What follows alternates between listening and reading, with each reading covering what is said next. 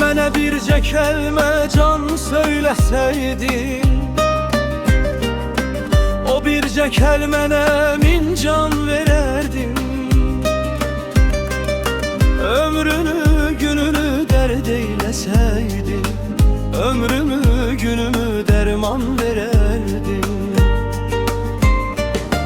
Ömrünü gününü dərd eyləsəydin, ömrümü günümü dərman verərdim. Bezdirdim mən səni sədaqətimlə, qaldım həsrətinlə, müsibətinlə. Könlümü alsaydın bu zülmətinlə, sənə bir güneşli cahan verərdim. Könlümü alsaydın bu zülmətinlə, sənə bir güneşli cahan verərdim. O çağlar mənə necə də haydılar, könlümə gözümə şəfəq yaydılar.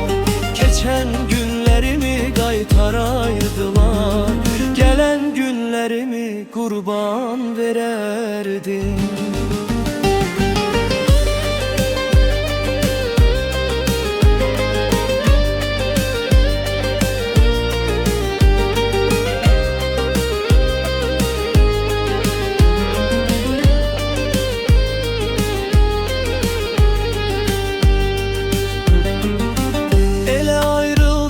Seninle ey gün,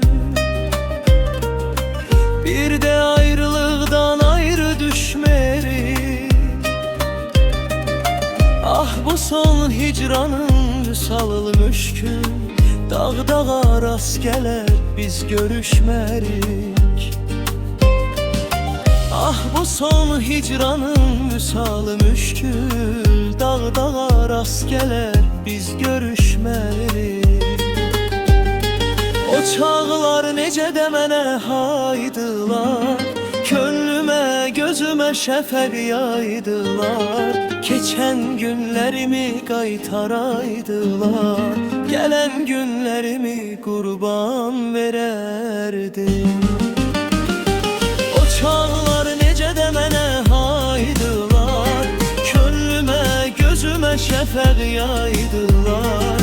Keçən günlərimi qaytaraydılar, gələn günlərimi qurban verərdim.